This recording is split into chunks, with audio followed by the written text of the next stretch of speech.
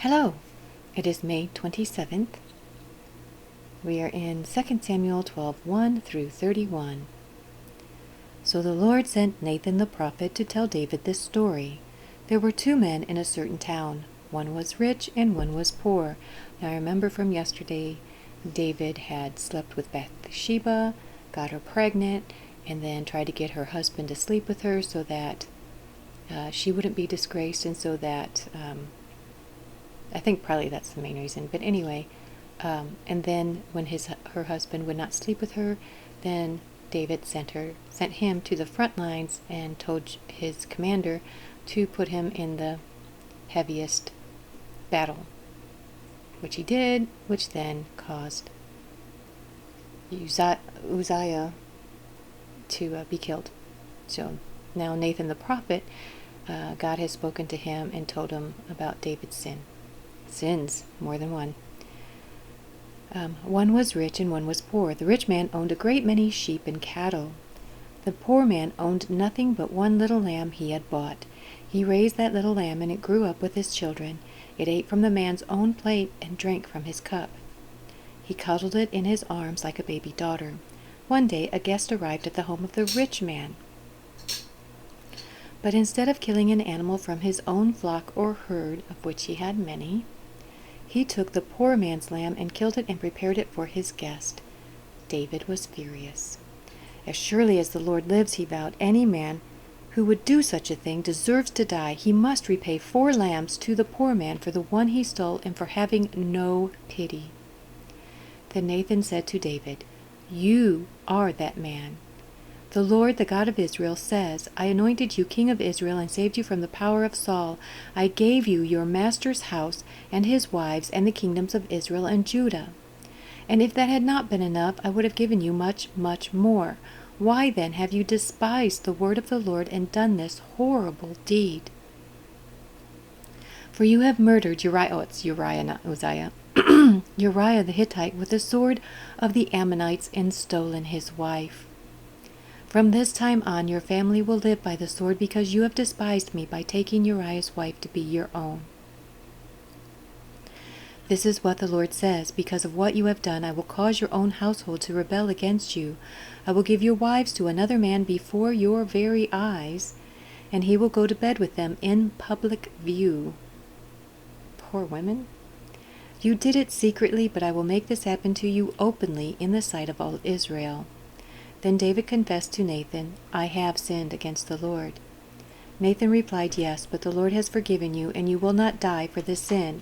Nevertheless, because you have shown utter contempt for the Lord, by doing this, your child will die." After Nathan returned to his home, the Lord sent a deadly illness to the child of David and Uriah's wife. David begged God to spare the child. He went without food and lay all night on the bare ground. The elders of his household pleaded with him to get up and eat with them, but he refused. Then on the 7th day the child died. David's advisors were afraid to tell him. "He will not listen to reason while the child was ill," they said.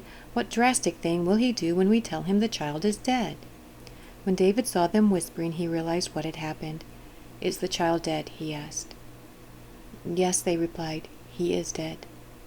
Then David got up from the ground, washed himself, put on lotions, and changed his clothes.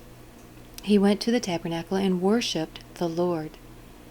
After that he returned to the palace and was served food and ate. How many of us, if some drastic thing like this happened, would we be able to go and just worship the Lord afterwards? That is our goal. His advisors were amazed. "We don't understand you," they told him. "While the child was still living, you wept and refused to eat. But now that the child is dead, you have stopped your mourning and are eating again." David replied, "I fasted and wept while the child was alive, for I said, perhaps the Lord will be gracious to me and let the child live. But why should I fast when he is dead? Can I bring him back again? I will go to him one day, but he cannot return to me." Then David comforted Bathsheba, his wife, and slept with her. She became pregnant and gave birth to a son, and David named him Solomon. The Lord loved the child and sent word through Nathan the prophet that they should name him Jedediah, which means beloved of the Lord, as the Lord had commanded.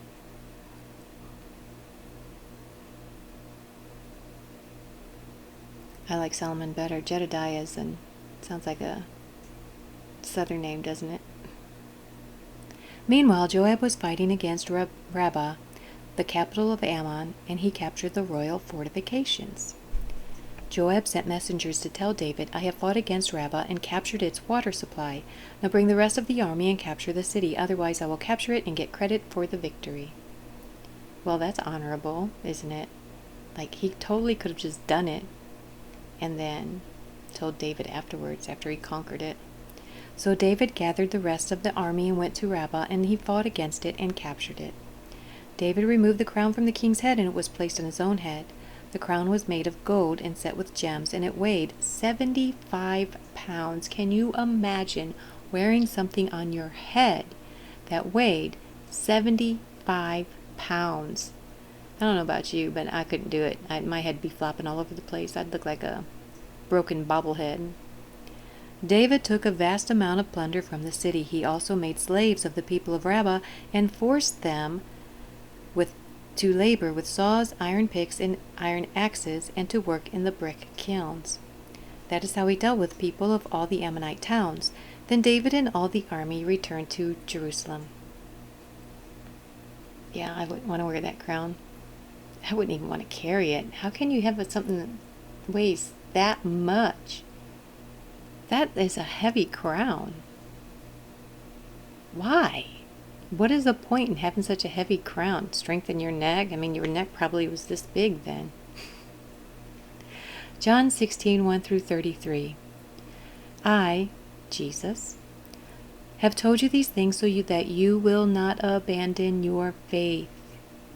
For you will be expelled from the synagogue, and the time is coming when those who kill you will think they are doing a holy service for God. This is because they have never known the Father or me. Yes, I'm telling you these things now so that when they happen, you will remember my warning. I did not tell you earlier because I was going to be with you for a while longer. But now I am going away to the one who sent me, and not one of you is asking where I am going. Instead, you grieve because of what I've told you. But in fact, it is best for you that I go away, because if I don't, the advocate will not come. If I do go away, then I will send him to you, and when he comes, he will convict the world of its sin, and of God's righteousness, and of the coming judgment. The world's sin is that it refuses to believe in me. Righteousness is available because I go to the Father, and you will see me no more. Judgment will come because the ruler of this world has already been judged. There is so much more I want to tell you, but you can't bear it now. When the Spirit of truth comes, he will guide you into all truth. He will not speak on his own, but will tell you what he has heard, just like Jesus. He will tell you about the future. He will bring me glory by telling you whatever he receives from me. All that belongs to the Father is mine. This is why I said, the Spirit will tell you whatever he receives from me. In a little while you will not see me anymore, but a little while after that you will see me again. Some of the disciples asked each other, what does he mean when he says, in a little while you will not see me, but then you will see me? And I am going to the Father? And what does he mean by a little while? We don't understand. So don't feel bad if you don't understand something right away. Eventually you will. Have faith.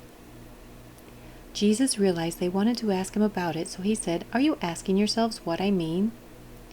I said, in a little while you will not see me, but a little while after that you will see me again. I tell you the truth, you will weep and mourn over what is going to happen to me, but the world will rejoice, as it rejoices now when it condemns the Christians.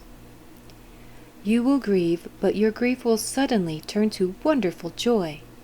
It will be like a woman suffering the pains of labor. When her child is born, her anguish gives way to joy because she has brought a new baby into the world. And plus, it's just relief that the pain is done. So you have sorrow now, but I will see you again. Then you will rejoice. And no one can rob you of that joy. At that time you will not need to ask me for anything. I tell you the truth, you will ask the Father directly, and he will grant your request because you use my name. You have not done this before. Ask using my name, and you will receive, and you will have abundant joy. And this is where I've spoken to Catholics before about why they pray to Mary. And the response I received was that, sometimes as children, we will go ask our mom because we feel like we will get a more favorable response than if we go directly to the dad. So they say that this one that I spoke to said that's why. It's kind of like why they pray to Mary. But nowhere in the Bible does it say to pray to Mary. Nowhere. It says we can pray to the Father directly. So, yeah. Just pray to God. I have spoken of these matters in figures of speech, but soon I will stop speaking figuratively and will tell you plainly all about the Father. Then you will ask in my name. I'm not saying I will ask the Father on your behalf, for the Father himself loves you dearly because you love me and believe that I came from God. Do you? Do you believe that Jesus is from God? Not only from God, but is God? Yes, I came from the Father into the world, and now I will leave the world and return to the Father. Then his disciples said, At last you are speaking plainly and not figuratively. Now we understand that you know everything, and there is no need to question you. From this we believe that you came from God. Jesus asked, Do you finally believe? But the time is coming, indeed it's here now, when you will be scattered, each one going his own way, leaving me alone. Yet I am not alone because the Father is with me. I have told you all this so that you may have peace in me. Here on earth you will have many trials and sorrows. Don't I know it? But take heart, because I have overcome the world. There you go. Not as many comments as yesterday. I was a little wordy. I hope you don't mind. But anyway, there's your Bible reading for today. Don't forget to click over here for Psalms and Proverbs. I will see you tomorrow. Have a great day. God bless you. I love you guys. Bye.